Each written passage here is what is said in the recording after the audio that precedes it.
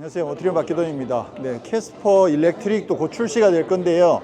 오늘 지난번에 기아가 EV3 테크데이를 했던 것처럼 현대차에서도 캐스퍼 일렉트릭 테크토크라고 해서 캐스퍼 일렉트릭에 적용된 신기술들을 미리 소개하는 시간들을 가졌는데요.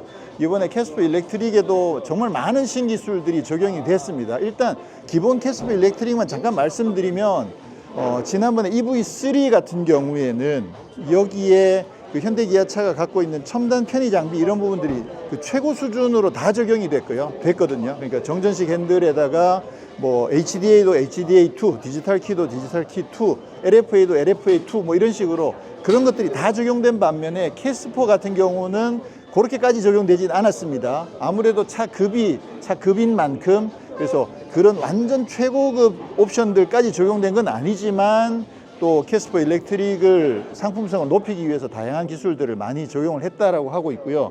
가장 제일 첫 번째 포인트는 휠 베이스가 180mm 늘어난 거죠. 그래서 그게 휠 베이스가 늘어난 부분을 지금 현대에서 이야기하기는 이게 주행 가능 거리를 최소한 300km 이상은 확보를 해야겠다라는 목표를 정하고 그만큼의 배터리를 장착을 하려고 하다 보니까 결국 휠 베이스가 늘어날 수밖에 없었다라는 이야기를 하고 있어서 휠 베이스가 늘어난 것이 공간에도 굉장히 중요한 역할을 하지만 실제로는 주행 가능 거리 확대에도 굉장히 큰 역할을 했다라는 부분들을 강조를 많이 했었고요.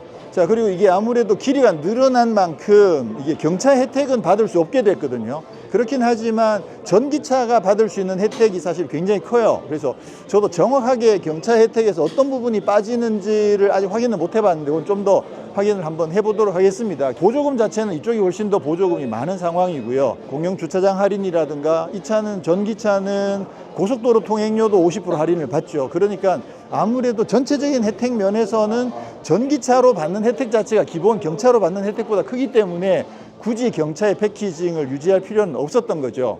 자, 그러면 기술적인 부분들 하나하나 설명을 해보면 일단 방음과 관련해서 여러 가지 흡차함재들을 많이 집어넣었다고 합니다. 여기 그다음에 이 도어실 이쪽 부분 그다음에 언더커버 그렇게 해서 흡차함재들을 많이 적용을 해서 소음을 많이 줄였다라는 이야기를 하고 있고요. 그리고 그 소음과 관련해서 그 PE 시스템 그러니까 파워 일렉트릭 전기 모터랑 감속기랑 들어있는 그쪽에서도 흡차함재를 적용을 했는데 이게 그 보통 일반적으로는 흡차함재가 많이 늘어나면 소리는 조용해지지만 차가 무거워지는 게 제일 큰 단점이었는데 PE 시스템 같은 경우에는 흡차함재가 늘어나면 무거워지는 것보다도 더 문제가 뭐냐면 이걸 많이 덮어버리면 발열이 안 돼가지고 냉각에 불리해진다는 거거든요. 그래서 무턱대고 그냥 덮기만 싼다고 해서 도움이 되는 게 아니다라는 이야기를 하더라고요. 그래서 그 흡차함재를 최소화해서 적용을 하지만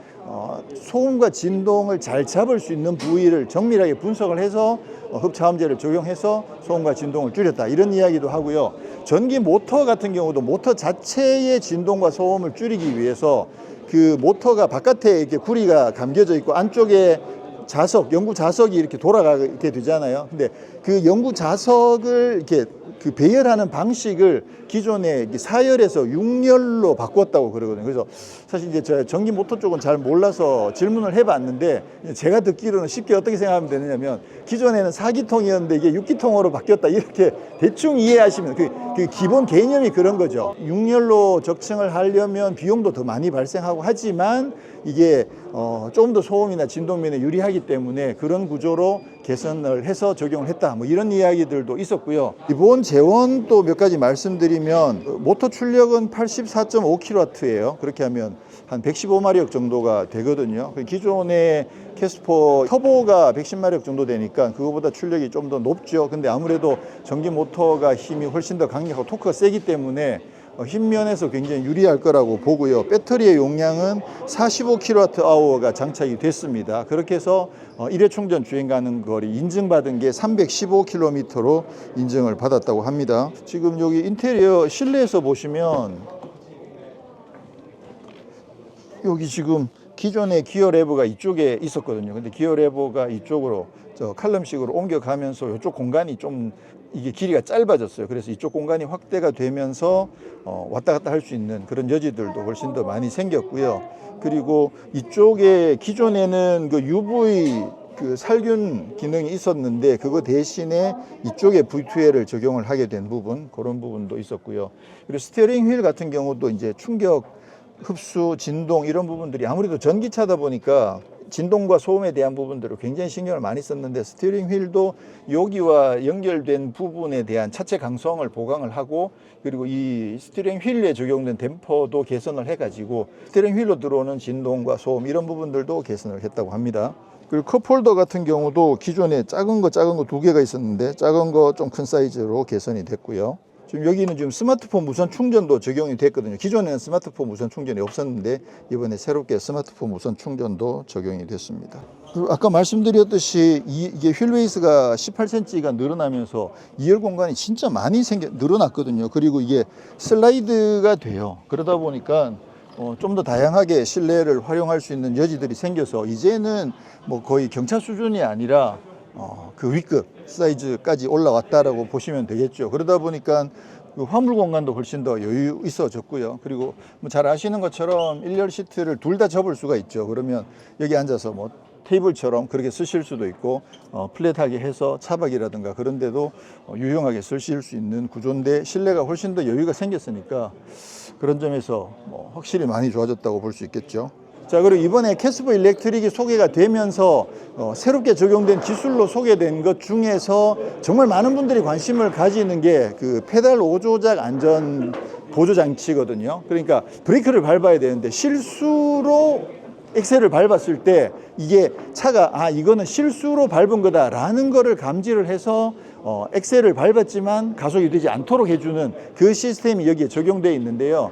근데 이게 아직까지는 조금은 보수적으로 적용이 됐습니다. 지금 현재 계속 개발이 되고 있는 중이라고 하고요. 그래서 지금 현재는 차가 저속 상황이거나 아니면 정차했다가 출발할 때 1m 이내에 장애물이 있는 상황에서 차가 서서히 출발하다가 갑자기 엑셀을 확 밟으면 그러면 이 사람이 브레이크를 밟아야 되는데 당황해서 엑셀을 밟았다라고 차가 인지를 해서 첫 번째는 엑셀을 밟았는데도 출력을 전혀 전달해 주지 않고 끊어버리고 그 다음에 더 가까이 가면 자동으로 제동까지 해주는 시스템이 지금 적용이 됐거든요.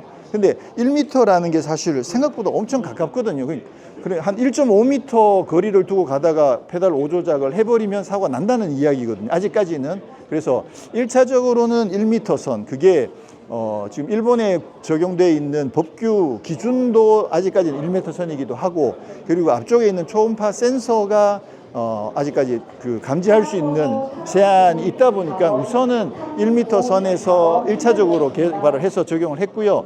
향후에 그보다 더 긴 거리까지도 개발을 하고 있는 중이고 그리고 주행하다가도 5 조작을 해가지고 브레이크를 밟아야 되는데 엑셀을 급하게 밟는 그 상황에서도 대응할 수 있는 그런 시스템 업그레이드는 지금 현재 계속 개발 중이라고 합니다. 자, 그리고 승차감과 관련해서는요, 지난번에 EV3 같은 경우에는 그 주파수 감응용 댐퍼에다가 하이드로 부시까지 적용을 해가지고 승차감이 정말 좋았었는데 이번에 캐스퍼 일렉트릭도 승차감과 관련된 부분들을 많이 개선을 했다고 하는데 여기서는 기본적으로 이제 댐퍼 자체가 그 주파수 감응형은 아니고요. 댐퍼 안쪽에 밸브 시스템을 좀 더 개선을 해가지고 좀 더 폭넓게 진동에 대응할 수 있는 그래서 그 쇼급 소보 그 부분을 개선을 했고 하이드로 부시가 적용되긴 했는데 이 기본적으로 차체 서스펜션에 하이드로 부시가 적용된 게 아니고요. 파워 마운트 그러니까 전기 모터랑 PE 시스템을 차체랑 결합하는 그 마운트 부위에다가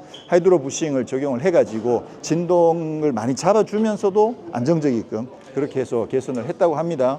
지난번 EV3 테크데이 때는 막 설명들을 이렇게 패널들도 많이 하고 해서 그거 보면서 설명하기가 되게 쉬웠는데 이번에는 교보제가 그렇게 많지는 않습니다. 지금 요거는 러기지 보드인데 이런 부분들이 이제 소음이 들어오는 부분을 막기 위해서 이렇게 두께라든가 이런 부분들을 조정했다는 부분이 있고요. 요게 휠 아치를 덮는 부분이거든요. 그래서 기존 캐스퍼는 요게 반만 덮여 있었는데 캐스퍼 일렉트릭은 전체를 다 덮어서 실내로 들어오는 소음도 막아주고요. 그리고 요게 이제 그 도어 실 실이거든요. 이중 실링 웨더 스트립. 그래서 도어 실 쪽에 들어가는 요기를 이중 실링으로 해가지고 소음을 더 줄여줬다. 요거는 이제 앞쪽에 프론트 언더커버, 언더커버를 적용을 해가지고 소음을 줄여줬다. 이런 그 흡차음제와 관련된 것들을 전시를 해놨고요. 이쪽에 요게 이제 PE 시스템인데 이제 모터하고 인버터하고 감속기가 붙어 있는 요게 PE 시스템을 갖다 놨고요. 자, 요거는 지금 하이드로 부싱인데 요거는 모터 마운트에만 적용이 되는 거거든요. 그러니까